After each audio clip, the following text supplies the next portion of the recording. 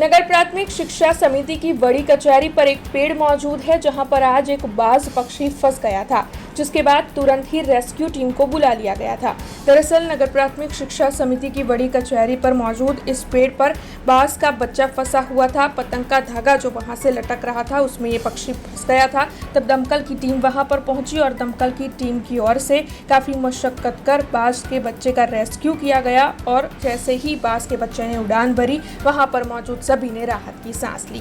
बदामड़ी बाग control room थी अमने मध्यवर्ती स्कूल में झाड़ पर एक शत्रु बागનું બચ્ચું ફસાઈ ગયેલું હતું એવો કોલ મળેલો। અમે આવીને સ્થળ તપાસ કરતા દોરામાં બચ્ચું લટકેલું હતું અને એને ખિસકોલીનું બચ્ચું પણ પકડેલું હતું। અહીંયા આવીને જોતાં અમે વાસના મદદથી એને સહી સલામત નીચે ઉતારી દીધેલું છે। ના કોઈ એને એ કરીને નીચે ઉતારીને પછી ઉડાડી દીધી, કોઈ ઈજા થયેલ નથી। हमसे जुड़े रहने के लिए हमारे YouTube चैनल को सब्सक्राइब करें और नई वीडियो की नोटिफिकेशन के लिए बेल आइकॉन को दबाएं।